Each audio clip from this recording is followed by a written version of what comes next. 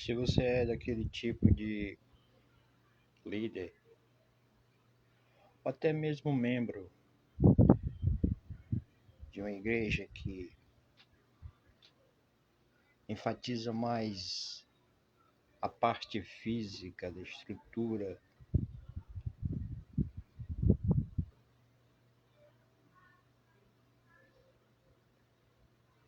o que eu quero dizer? Se você se importa muito mais com o espaço físico de tempo do que com vidas, eu quero te dizer que você está errado. E isso é uma coisa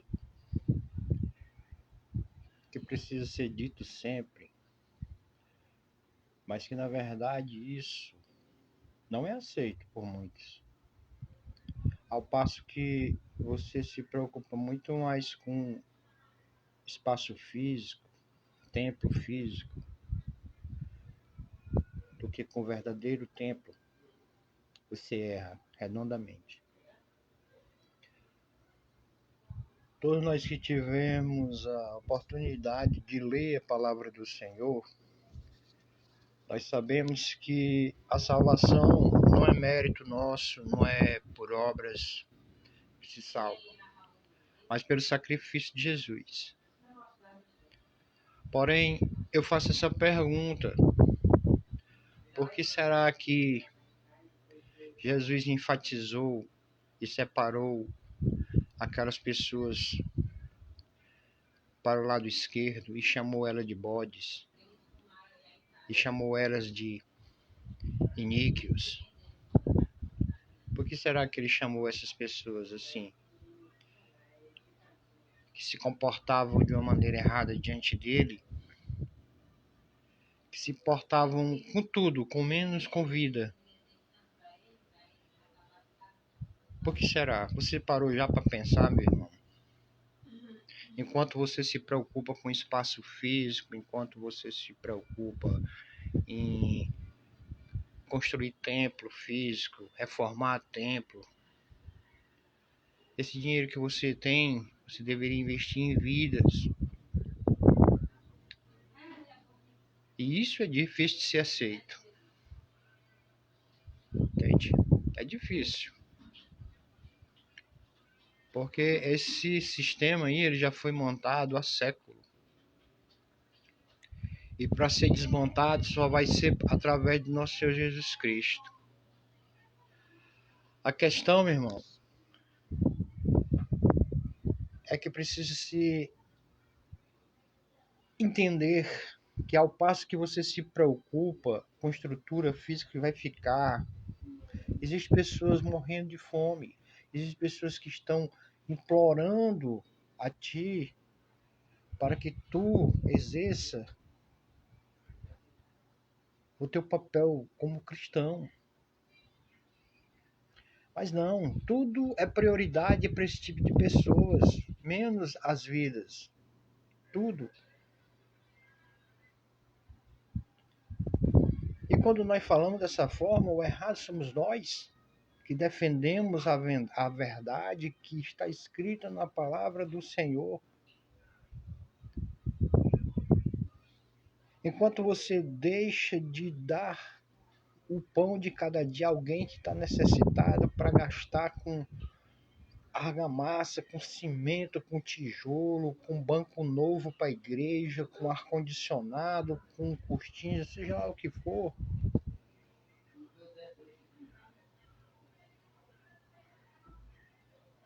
E no lugar de você investir esse dinheiro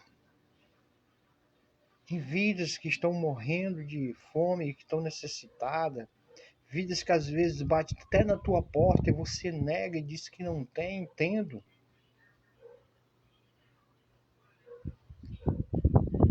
Porque eu acredito que quem tem dinheiro para reformar uma igreja ou construir uma igreja, ela tem dinheiro sim para dar uma cesta básica a quem necessita. Né? Eu acho interessante que a maioria dessas pessoas aí são os mesmos que cobram os dízimos, ofertas, as pessoas que exigem isso e aquilo. E as pessoas têm que dar. para alimentar esse sistema aí. Esse sistema que não foi montado por Deus. Jesus não deixou nada disso. Jesus deixou uma coisa só: amemos a Ele e ao próximo. Do mesmo jeito que eu quero preservar minha vida, eu tenho que ter o amor de preservar a vida daquele que está necessitado, irmãos. É muito fácil fazer discursos bonitos, com falácias, né? Macias, como eu já tenho visto certos líderes falando aqui nessa internet, citando até citações da Bíblia, palavra do Senhor que diz assim: não andeis ansiosos com o que há de comer, de vestir, de beber, né? Isso é muito bom para quem tem o que vestir. Isso é muito conveniente falar dessa forma para quem tem a barriga cheia, certo? Mas é o tipo da coisa. De forma alguma aqui eu quero refutar as palavras de Cristo. Mas quando um pregador, seja lá quem for, usa essa palavra de uma maneira conveniente para esconder a sua miséria espiritual, a sua avareza, incapaz de dar sequer um pão duro, daquele lá que tu não quer mais, lá que está lá, sobrando.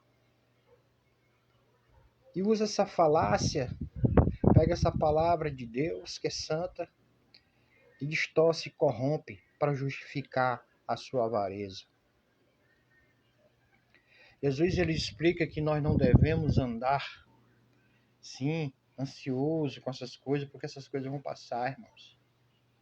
Até mesmo porque nós temos obrigação uns com os outros, de cuidarmos um dos outros. É para ser assim. A verdadeira igreja é para ser assim. É cuidar um do outro. Entende? Mas quanto mais a gente fala, menos essas pessoas querem entender ou aceitar. Porque é muito melhor viver num sistema que o próprio Cristo vai destruir tudo. E isso vai ser cobrado deles, mas eles não vão querer ser cobrados. De que vale eu construir vários templos para comportar milhares de pessoas dentro daqueles templos? E dali, aquelas pessoas, muitas estão famintas, muitas voltam, saem de dentro dos templos físicos, né? Com fome, entra com fome e sai com fome. E às vezes vão lá, até aquele líder pede a ele um tanto para ajudar, e eles dizem que não tem, tendo. Não adianta tampar o sol com a peneira. Não adianta dizer que não ajuda, não é porque não pode, é porque não quer. É porque eles estão preocupados com estrutura. Olha, aquele homem samaritano, ele ajudou aquele homem que estava caído na beira do caminho. Enquanto os dois religiosos passaram longe, indiferente, sem empatia, sem um pingo de amor pelaquela vida que estava caída ali. Mas quem é que passa ali justamente e acode e cuida? O samaritano, que era excluído pela sociedade dos judeus. O samaritano, que era considerado um homem proscrito, uma raça maldita, uma raça apelidada de cães. Mas eu quero te dizer que o samaritano fez a vontade de Deus. Enquanto os outros dois estavam preocupadinhos em correr para suas convenções na igreja, né? Correr para compromissos litúrgicos. Não foi assim? Não é assim que diz a palavra que aquele homem estava ali estendido ali porque ele havia sofrido um assalto, E os dois religiosos passaram ali e não tiveram um pingo de pena daquela vida ali. Pelo contrário, estavam tão preocupados em chegar na hora certa no culto, não é? Aí você acha que realmente isso vai contar para ti diante de Deus? Será que Deus está te aplaudindo? Será que Deus está se agradando dessas atitudes enquanto você passa longe daquele que está necessitado, daquele que te estende a mão e te pede? Quantas e quantas vezes Jesus negou algo a alguém? Você encontra na Bíblia? Todos que vieram até Cristo saíram com suas respostas. Mas quando eles iam aos religiosos, seus próprios discípulos se decepcionavam. Jesus passou 3 dias pregando a palavra de Deus, campo aberto. As pessoas estavam cansadas, com sede, famintas, e não tinha onde nem sequer comprar alimento. A maioria ali não tinha nem dinheiro para comprar alimento. E quando Jesus terminou o seu discurso, o que foi que fez o religioso? Despede eles, manda eles ir para casa, manda eles ir para a cidade. Jesus não, de forma alguma. Eles já estão conosco há 3 dias, estão com fome, alimenta vocês ele. E eles dizem, como é que a gente vai alimentar esse povo todo? Não temos. E um jovem vem e diz, olha, eu tenho isso aqui. E através daquela atitude, daquele menino, daquele rapaz ali, que a Bíblia nem sequer mostra quem é, não fala o nome dele nem nada, Deus multiplicou. No dia que você, meu irmão, minha irmã, for prestar conta com Deus,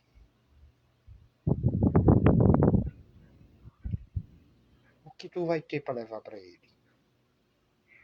Será que tu vai ser contado com aqueles que Ele vai dizer assim, entra no meu descanso? Ou tu será contado com aquele que diz, aparta de mim? Levando em conta que a palavra de Deus diz que obras não salvam ninguém. Mas é um pecado você não ajudar, podendo ajudar. Aqui eu não estou falando de forma alguma dos que não podem. Seria insensatez da minha parte falar dessa forma.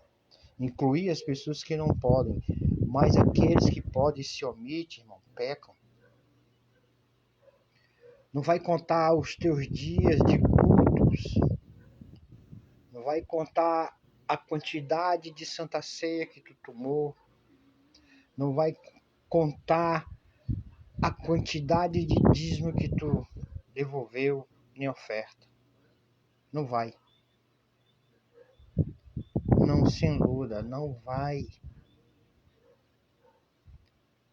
Vai contar diante de Deus o dia que você estendeu a mão quem precisa. Vai contar diante de Deus aquela hora ali que só Deus, você e aquela pessoa tá vendo e que você teve a oportunidade de doar algo para aquela vida. A única testemunha vai ser só aquela pessoa e Deus. Isso vai contar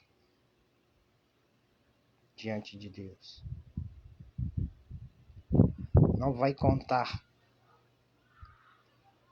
os dias de culto. Não vai contar os dias de Santa Ceia que você tomou. Eu aconselho a vocês, enquanto é tempo, mudem as vossas atitudes. Não usem de artimanhas. Não usem de palavras maldosas. Palavras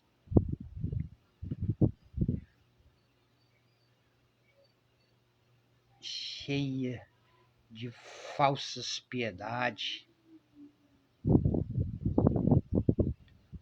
Você pode até ser um membro que ajuda a sua instituição. Eu não estou aqui de forma alguma refutando isso. Mas se você só é esse que cuida de cuidar só da estrutura, você peca e peca feio. Para pensar, meu irmão. Enquanto você pega o seu dinheiro e alimenta um sistema que, na maioria das vezes, é corrupto. E aqui eu sempre falo que a gente não pode generalizar, porque em todo canto há pessoas sensatas, há pessoas honestas, há pessoas sérias, há pessoas com um verdadeiro propósito com Deus, e também há as que não são. Então aqui a gente não generaliza, mas a gente bate de frente com essa hipocrisia ao ponto de eu ver pessoas dizendo: mas Jesus disse que não deve andar ansioso. Vai dizer para o faminto, para aquele que está com a barriga seca. É muito conveniente tu estar sentadinho aí na tua mesinha da cozinha luxuosa, com o freezerzinho ali, com o micro-ondas ali, como já tem visto. Né? E tudo bem, é um direito teu de tu ter. Eu acredito que se você tem, foi pelo teu esforço, amém que seja. Até aí vai. Mas você sentar todo bonitinho de manhã, bem cedinho, com a vozinha bem bonitinha. Irmãos, né? E só Deus sabe quem é a cobra. Só Deus sabe quem é o hipócrita. Irmão, e eu falo do que eu conheço, do que eu vejo nesse sistema. Poucos realmente naquele grande dia receberá uma aceitação real de Cristo. Não se iluda.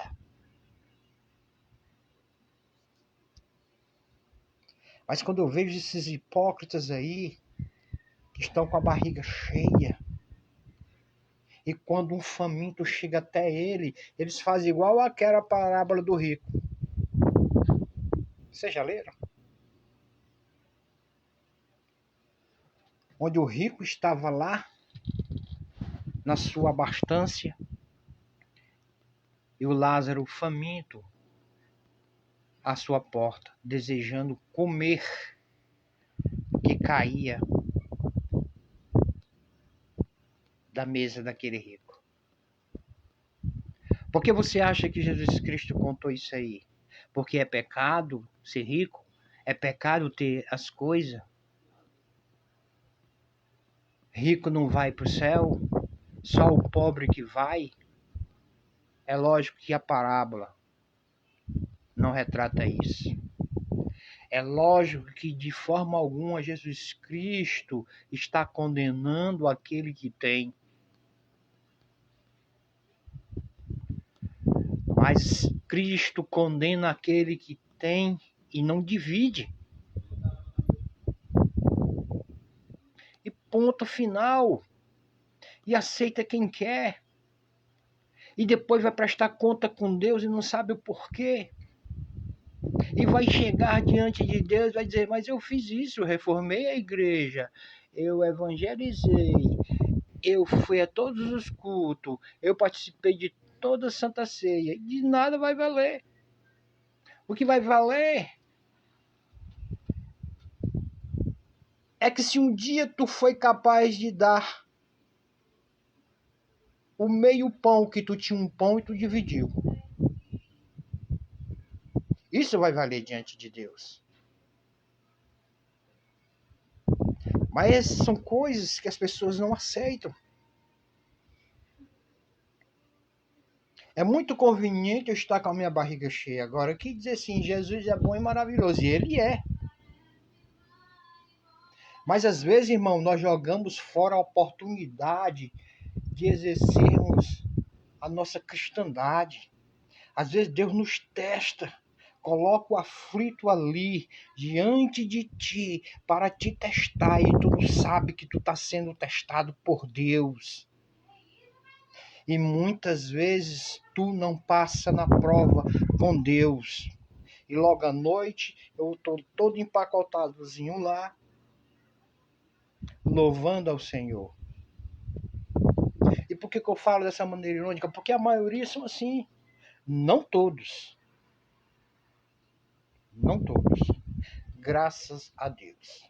Porque se todos fossem assim, ninguém ia para o céu. Amém. Que não seja todos. Graças a Deus que não é todos, irmãos. Mas nós temos que parar para pensar se nós estamos realmente fazendo a vontade de Deus ou se nós estamos vivendo só um pragmatismo religioso, sectário, que não muda, é aquela coisa toda vez, e Jesus, ele nos chama para novas experiências. É você viver sim a comunhão com os irmãos dentro de um espaço físico, não sou contra, irmão, mas que não seja só isso. Que você saiba remir o seu tempo, cuidando de vida. Não de argamassa construída que vai ser toda destruída. Você observa que os discípulos de Jesus disseram, olha como é bonito, como é maravilhoso esse templo. E Jesus não vai ficar pedra sobre pedra. E nos anos 70 aconteceu tudo aquilo que Jesus falou. O imperador Vespasiano pegou o general Tito e mandou devastar todo o templo, quebrar todo o templo. Não ficou pedra sobre pedra, porque botou fogo em tudo aquilo ali. O ouro derreteu, ficou encostado nas pedras e teve que arrancar pedra por pedra. Você vê? E você vê os judeus agora aí de novo querendo construir pela terceira vez um templo. Preocupado com isso. Até mesmo porque eles não creem em Jesus como Messias. Mas nós que cremos em Jesus como Messias, irmãos, vamos parar para pensar. Temos que sair disso. Jesus ele está voltando e ele vai pegar muito crente desapercebido, muito crente iludido, muito crente enganado, meu Pai. Ah, Senhor. Porque é incapaz de se doar. Essas pessoas elas são incapazes de chorar com quem chora. Elas não se comovem. Pelo contrário, até faz desdém. E tem os mais malvadozinhos que dizem que quando a pessoa está passando por algum problema é porque está em pecado. Meu Deus. E quem é justo diante de Deus? Vê. Mas isso tudo é bíblico. Porque o Senhor mesmo falou que o amor de muitos esfriaria. Que seria irmão contra irmão. E realmente, meus irmãos, o amor de muito já se esfriou há bastante tempo. Jesus está convocando essas pessoas para voltar para o primeiro amor, para reverem suas condutas, para deixarem para lá de se importar com coisas que vai ficar.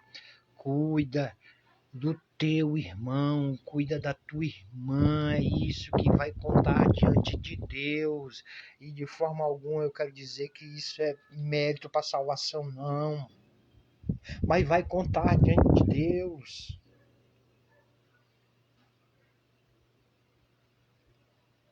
Vai contar.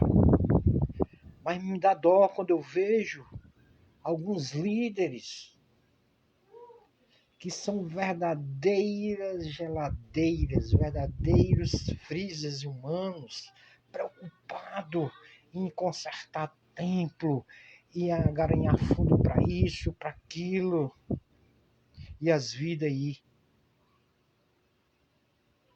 E você sabe que isso é a verdade que eu estou dizendo. Irmão, eu passei muito tempo dentro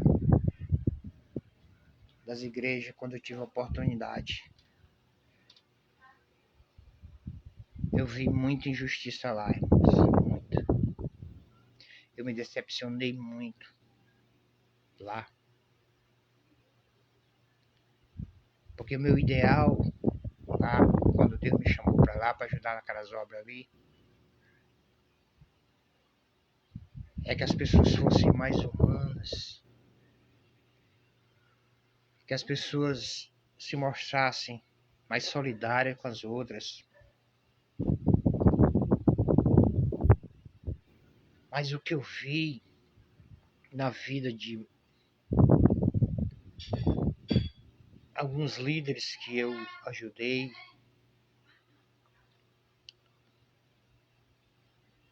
foi só vaidade, a ganância torpe. Ele não estava nem aí para as vidas. E aquilo ali verdadeiramente me entristeceu tanto.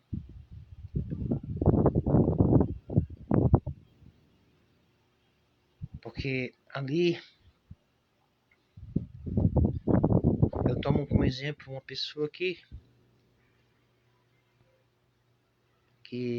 é lógico que eu não vou falar quem, que Cristo levou ela na minha casa para ela receber Jesus lá. E Deus me fez profetizar naquela vida ali.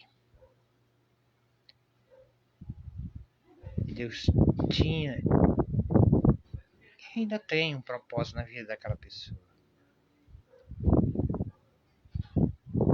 Eu muito me alegrei por ser aquele canal de bênção para aquela vida. Hoje em dia, né, essa pessoa já é líder de uma congregação, mas não fez nada daquilo que Jesus falou para fazer.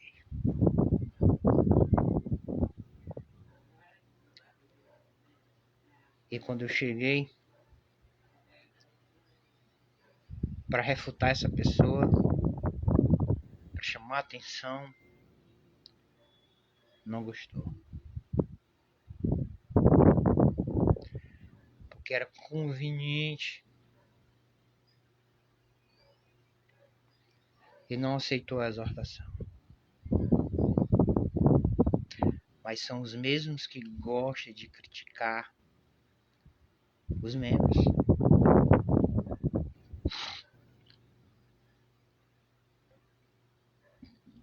Mas aí tá tudo certo, né? Porque aí eles não estão nem aí. Mas a palavra de Deus que diz que nós não devemos ser participantes dessas coisas. Tá?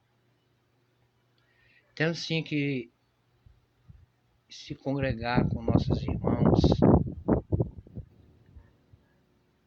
Mas igreja, no sentido de congregar, não é você estar ali, sentadinho ali, só naquela cadeirinha ali, junto com aquelas pessoas de domingo, na missa evangélica, né? Porque não há diferença hoje em dia entre uma missa católica e um culto evangélico. Uns idolatram as imagens e outros idolatram o pregador, a cantora. Ou não é? Mas o sentido de verdadeira congregação é você ter unidade, irmãos. Você ser unido num só propósito. E alguém já chegou a falar dizendo, mas é utopia, porque não dá para ser mais como a igreja primitiva. Quem foi que disse que não dá? Pois eu quero dizer a você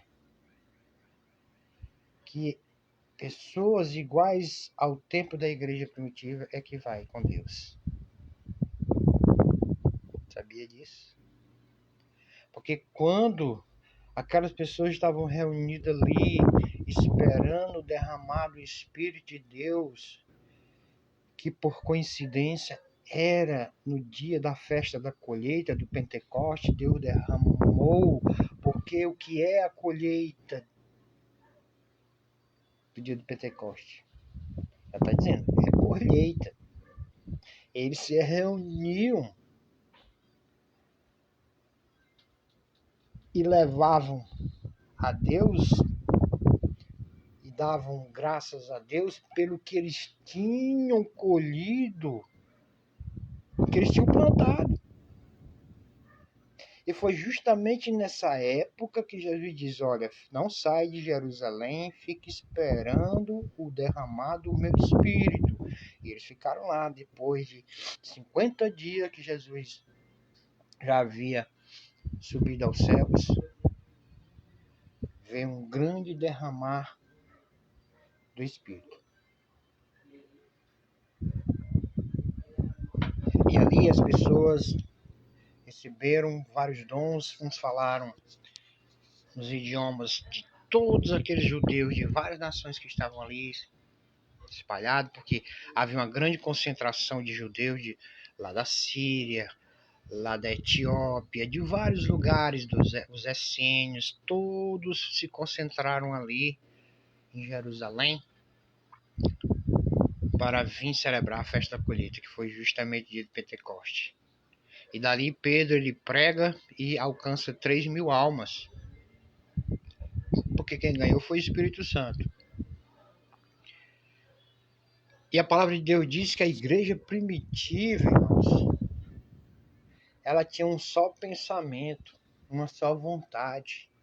E alguns críticos e alguns que querem desfazer disso, dizem, não, mas é porque eles achavam que Jesus estava bem próximo de chegar e davam tudo o que tinham por medo. E vem cá, você que se diz crente, você não espera a vinda de Cristo, não? Me responde isso. A mesma expectativa que estava sendo gerada naquela época da igreja primitiva, não é para ser também a mesma expectativa que nós temos que ter hoje, não?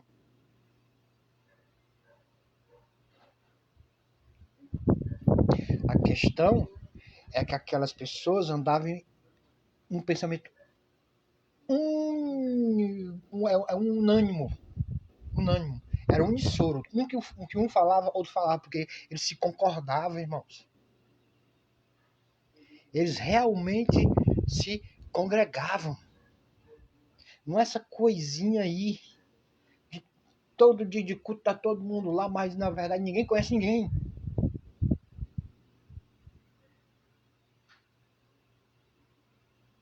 Entra na igreja que tem 1.000 pessoas para ver se todo mundo conhece um ao outro. Às vezes até de 100 não conhece. Existem templos aí que eu vi pessoas que passam o ano todo no anonimato, entra ano e sai ano, irmãos. Ninguém sabe nem o nomezinho daquela irmãzinha que você estava lá no finalzinho do banco lá da igreja. Você me entende? Isso é congregar. Enquanto você se preocupa com o espaço físico, um templo para ajeitar isso e aquilo, e tem ali um irmão que não tem o gás para fazer a comida, ou até mesmo não tem nem o alimento, mas que você coloca como mais importante, como primazia. Não, temos que ajeitar o templo. Mas afinal, quem é o templo? Aonde Deus habita? Eu preciso falar para vocês, crente. E eu tenho conversado com vários líderes aqui. E tenho batido de frente com eles. Por isso, eles têm morrido de amor por mim.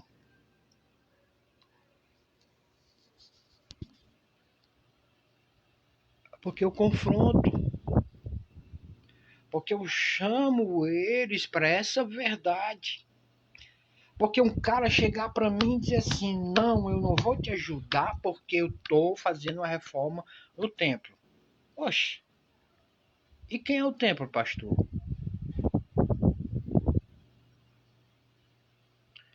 É isso aí? Esse monte de tijolo, um cimento, rebocado e passado tinta? É isso, é templo? Tu tem se preocupado com isso?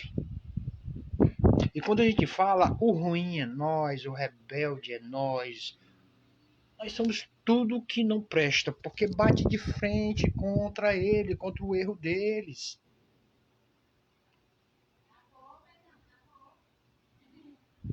Você observa que a igreja primitiva nem lugar para se reunir tinha. Se reunia nas casas, certo? Depois é que Paulo veio e estruturou tudo, organizou, porque foi aumentando o tanto de pessoas que tinha. Mas no começo não existia isso, não. Porque as pessoas estavam preocupadas em se ajudar, em cooperar uma com a outra, em se congregar de verdade, em se unir, e ser só um povo em Cristo. Mas hoje em dia é cada um por si. E vivendo essa farsa de liturgia. Só liturgia. É culto para isso, culto para senhora, culto para jovem, culto para velho, culto para idoso, culto para rato, culto para gata, tudo. Tem todo tipo de culto, só não tem o culto para Deus.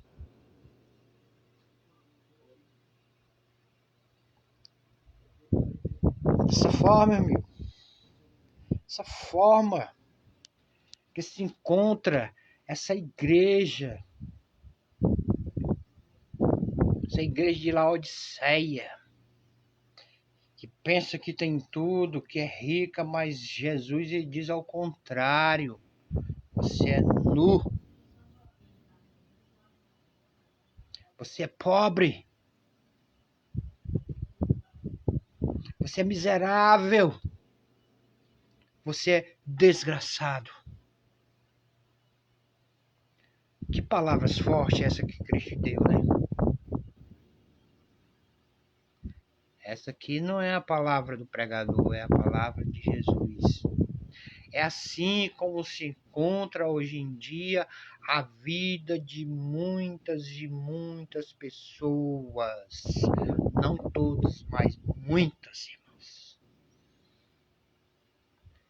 Que ainda não entenderam o Evangelho de Cristo. Que ainda não entenderam a vontade de Deus. Oxalá que dê tempo. Oxalá que dê tempo esse povo sair dessa cegueira. Oxalá que esse povo saia da Babilônia. Irmã, quer dizer que a pessoa tem que deixar de se congregar? De forma alguma, irmão, não é isso aí não. Não seja bobo, não queira colocar a palavra na minha boca.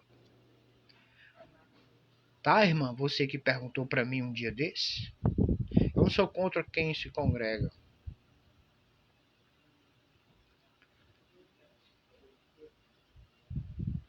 Eu chamo a atenção daquele que acha que está se congregando de verdade. Eu chamo a atenção daquele que acha que culto é a liturgia feita dentro do templo físico. E o culto a Deus começa quando você acorda, levanta aqui os olhos. Acordei. Aí começa o teu culto.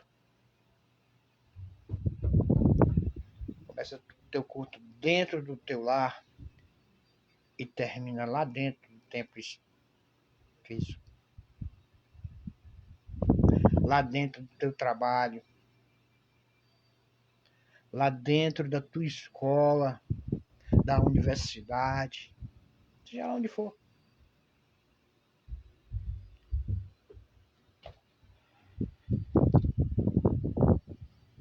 A necessidade da mulher samaritana, né? Hoje só dá samaritana aqui. De entender aonde, como e a quem adorar de verdade. Vou repetir. A necessidade que a mulher samaritana tinha de saber aonde adorar, como adorar e a quem adorar era grande dentro do coração dela. Jesus ele não ia passar por ali, mas era necessário ele ir pregar só para aquela mulher ali. Entende? E ali Jesus desmonta toda aquela falácia religiosa, desmonta toda aquela estrutura feita anos e anos na vida daquela mulher. Porque ele diz: quem quer adorar a Deus, adora com sinceridade. Não é o lugar. Não existe hora. Não precisa se marcar uma hora para adorar a Deus. Deus deve ser adorado todo o minuto. E às vezes não adoramos a Deus só dizendo louvado seja o Senhor, glória a Deus, aleluia. Nem falando em línguas. E nem se derretendo em lágrimas. Mas com atitudes boas, aprazíveis a Deus. É o culto que é racional a Deus. Quando nós formos participar da ceia do Senhor, que não é Santa Ceia, o motivo maior da concentração da Santa Ceia do Senhor é o quê? Repartir. E eles não entendem. Jesus não chamou a atenção do seu discípulo e para nós dizer, fazer isso em memória de mim. Não era para pegar o pãozinho e o vinho, no caso, hoje, né? Lá ele estava comendo um pão tipo uma panqueca bem grande. Havia ervas amargas ali. Havia peixe. Havia o vinho. Essa história de dizer que era suco de uva, né? Todo judeu tem como, na sua cadeia alimentar, o vinho, meu amigo. Mas o sentido que Jesus chamou a atenção dos teus discípulos, dizendo: eis aqui o meu corpo que é dividido por vós. Eis aqui o meu sangue que é dividido por vós. Fazer isso em memória de mim. E pegou o pão que estava na mão dele e repartiu. Jesus está chamando para isso, para você repartir. Eu te mostro que depois da ressurreição de Cristo, quando ele vem andando pelo caminho de Emaús, dois homens ao encontro dele não reconhecem ele, e ele diz: mestre, fica com a gente. Já está anoitecendo, ele resolveu entrar naquela casa ali, e ali os homens ainda não reconheciam Cristo. Até o quê? Os homens ainda não tinham reconhecido a Cristo até o momento dele o quê? Pegou o pão e repartiu. Você me entende? É no repartir. Cristo chama atenção para a ceia dele, reparta. Fazer isso em memória de mim. Paulo também exorta ao povo de Corinto: olha, vocês são gulosos, vocês são bebarrões, vocês não sabem discernir o corpo de Cristo. O corpo de Cristo é eu e você. Uns comendo na frente do outro, outros comendo e outros não comendo. O sentido da ceia do Senhor é repartir.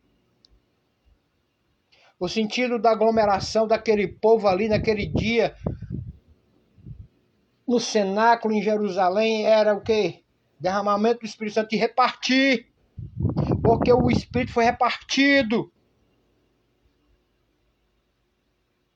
Porque se você não souber repartir, você não é nada. Se você não tiver consciência que você tem que repartir, você não está fazendo a vontade de Deus. E viver só de liturgia vã, de sacrifício de tolo.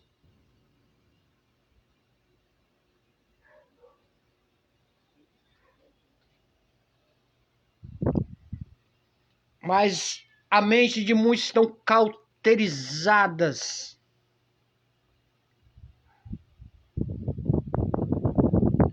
Porque para desmontar esse sistema, meu amigo, só Jesus, quando ele vier, e implantar o verdadeiro reino dele, aí ele vai mostrar tudo que era para ter sido feito pela sua igreja, e a igreja não fez. Nem todos fizeram, por isso sim, vai haver sim aquela separação naquele grande dia. Afastai de mim, maldito, que eu não vos conheço. Afaste-se de mim, eu não conheço vocês. Não são as vossas práticas religiosas que fazem se aproximar de mim, mas é o repartir, é o se doar. Você entende, igreja? A partir do momento que você tiver essa consciência que todos os nossos atos tem que estar preso, arraigado a se doar. Jesus, ele falou, olha, um novo mandamento vos deixo ou vos dou. Amai a Deus sobre todas as coisas e amai ao seu próximo como eu, Cristo, vos amei.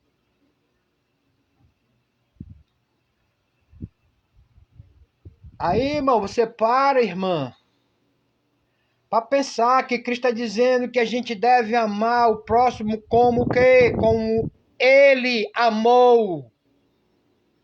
Ele amou a igreja. Você me entende? Ama teu próximo como eu, Jesus, amei a todos vós. E quem verdadeiramente tem feito isso?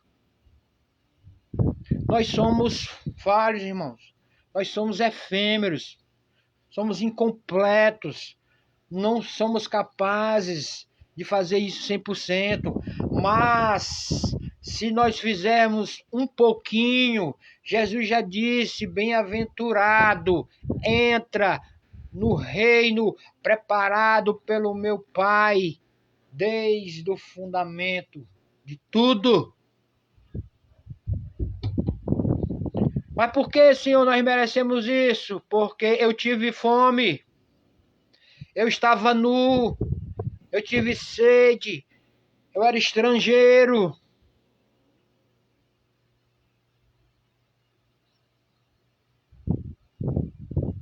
todo aquele que der um copo sequer de água a um dos meus pequeninos.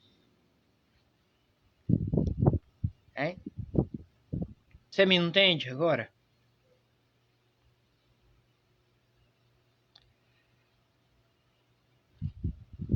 Que não é para viver só de liturgia. Não é só para viver de preocupação com espaço físico, com a quantidade disso, de liturgia que você pratica, de atos religiosos. Não, não, não, não, não. Ame o seu próximo, cuide dele. Nem que você dê um copo com água a ele, você está fazendo isso para Deus. E você vai ser contado com aquele que é bem-aventurado, porque os misericordiosos alcançarão a misericórdia.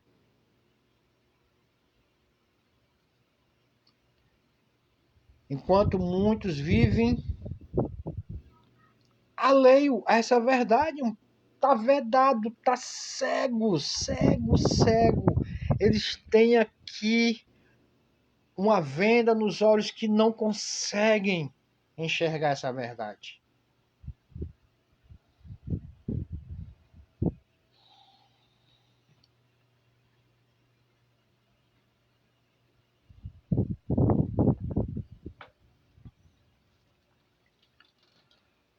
Certa vez me perguntaram, Emiliano, como você considera uma igreja perfeita? Se a que vai para o céu.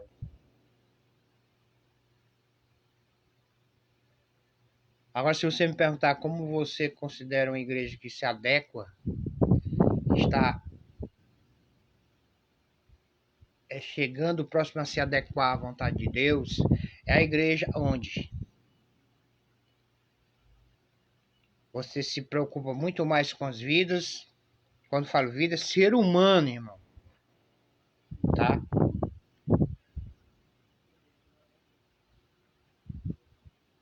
E a estrutura, a instituição, em segundo plano. Porque tem que ser assim. Porque foi assim que Cristo fez. Foi assim que Cristo ensinou a cada um fazer. Ele chama Pedro, Pedro, tu me ama? Por 3 vezes. E o cara disse, eu amo sim, tu sabe que eu te amo. Então se tu me ama, o que é que sabe que tu faz? É como Jesus estivesse dizendo assim, Pedro, tu disse que me ama, não é, Pedro? Pedro, tu disse que me ama, né, Pedro? Pedro, tu disse que me ama, então ajuda quem tá te pedindo. Então mata a fome de quem tá faminto. Então mata a sede daquele que tá sedento. Então veste aquele que tá nu. Tu me ama, Pedro? Ou tu é só mais um hipócrita? Tu me ama, Pedro? Cuida dos teus irmãos, apacenta ele. Porque hoje em dia todo bicho de orelha aí é pastor. Todo bicho de orelha tem título de pastor sem ser. Que é o pastor aquele que cuida. O pastor aquele é que zela pela ovelha. Que guarda a ovelha do perigo. Mas o que nós vemos, na maioria das vezes, são mercenários assentados, arrotando em cima dos púlpitos, manipulando e monopolizando as pessoas. E colocando uma carga, como o próprio Cristo falou, que não é capaz nem de mexer com um dedo. Exigem dos membros, exigem das ovelhas, mas são incapazes de sequer pegar uma cuia d'água e dar a uma ovelha que está sedenta.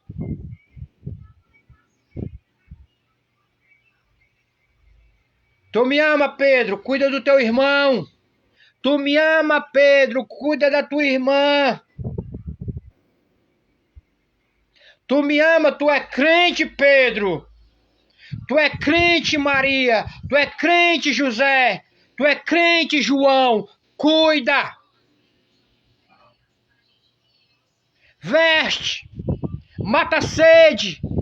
mata a fome, hospeda, visita. Quando tu fizer isso, tu será considerado um discípulo meu. Quando verdadeiramente se propor a fazer isso, tu será considerado sim um servo meu, uma serva minha. Porque é isso que agrada ao coração de Deus.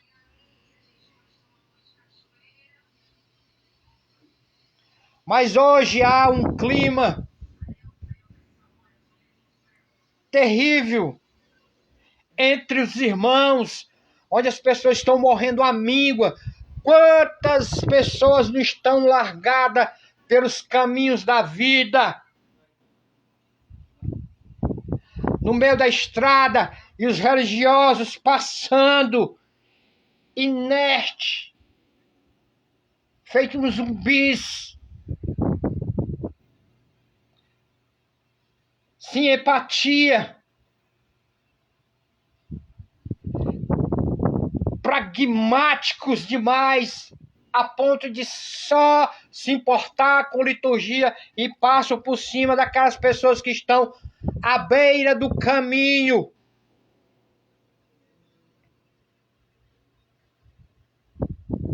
Quantos não têm feito isso?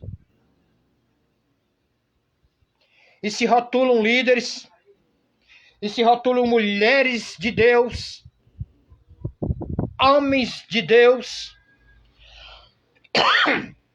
mas que nós sabemos que naquele grande dia, infelizmente, irmão, não vai ser visto por Jesus dessa forma. Ao passo que alguns, que até mesmo no seu anonimato não quer aplauso, não quer reconhecimento, que tem se colocado como aquele menino naquela grande multidão ali de mais de 3.000 pessoas ou mais, cerca de 5.000 contando com mulheres e crianças. Pessoas que têm se colocado na posição daquele menino que chega com aqueles peixinhos ali, com aqueles pãozinhos ali, para dar. Não era que estava sobrando não, irmão. Não era o que estava faltando não, irmão. Era o que ele tinha para dar e ele se doou.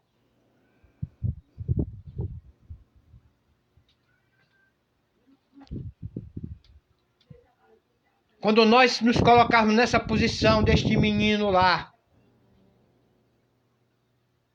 verdadeiramente estamos nos congregando. Verdadeiramente nós estamos sim fazendo um culto racional a Deus. Mas o que se vive a liturgia é pragmatismo religioso, detestável aos olhos de Deus. Porque se só vive isso, morra nisso.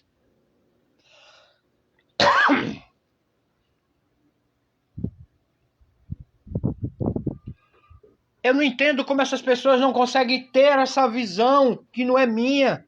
É a visão da palavra, é a visão de Cristo. Cristo nos chama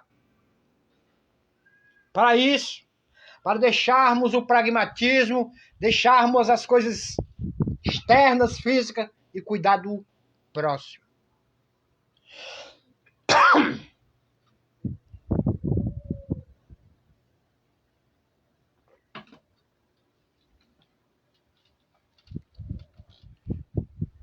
Por isso, quando eu disse aqui no começo dessa live que dias atrás eu vi um certo cidadão falando: não andeis ansiosos com o que há de comer, de vestir, de beber.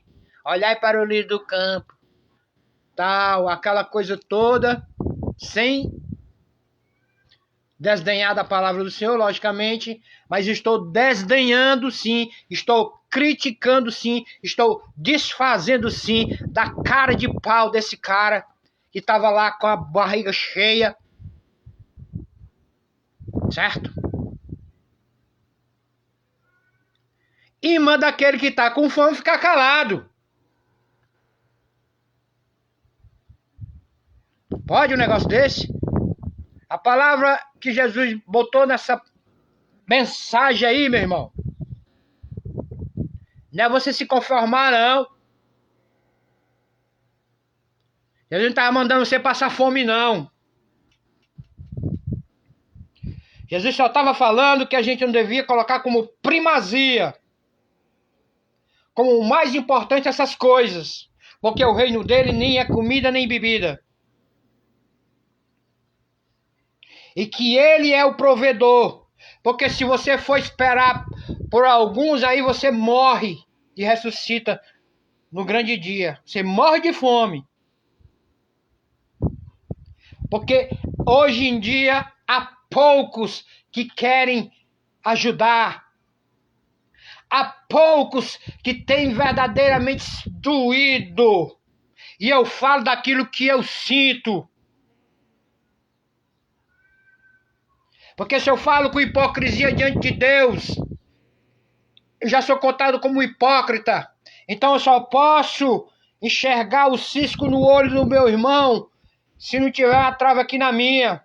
Mas quando não tem uma trave na minha, eu posso sim enxergar o cisco no olho dele.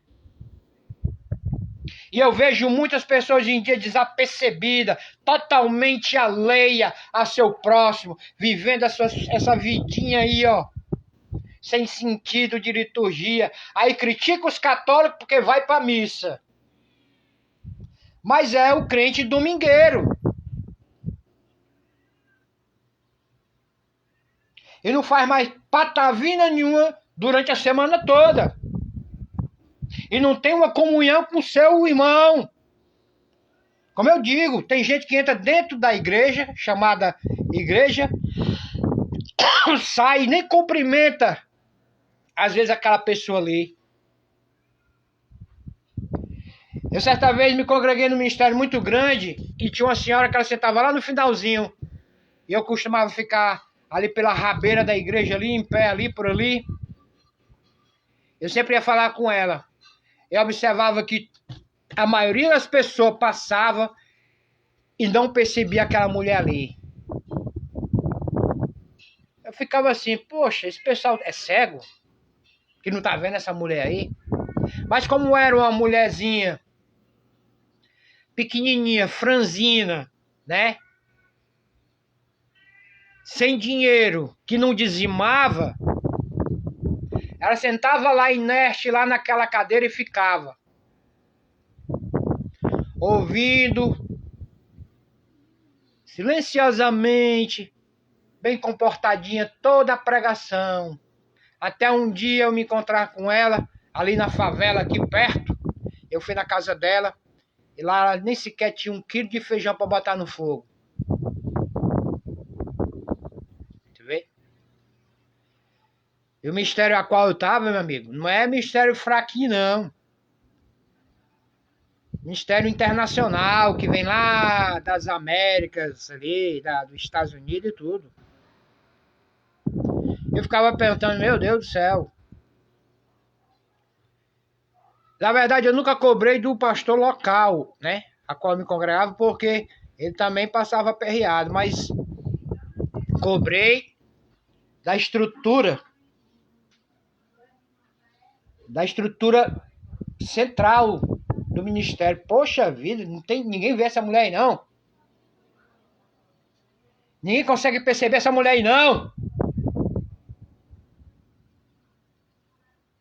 E o pior que não.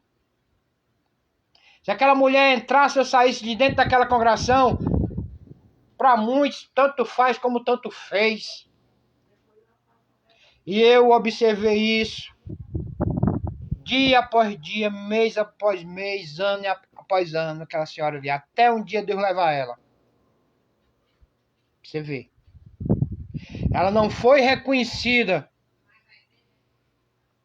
diante daquela congregação, mas eu tenho certeza absoluta que ela foi reconhecida diante de Deus. Eu tenho certeza absoluta que naquele grande dia que Deus vai ressuscitar, o Senhor vai abraçar e vai dizer, bem-vinda, minha filha.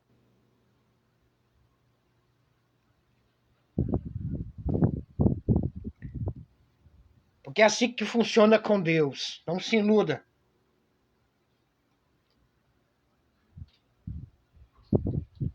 Não é a tua livezinha bonitinha, toda programadazinha, com efeito especial aqui e tal. Aquela palavrazinha bonitinha, adocicada. Ai, Jesus te ama, como ele é cheiroso.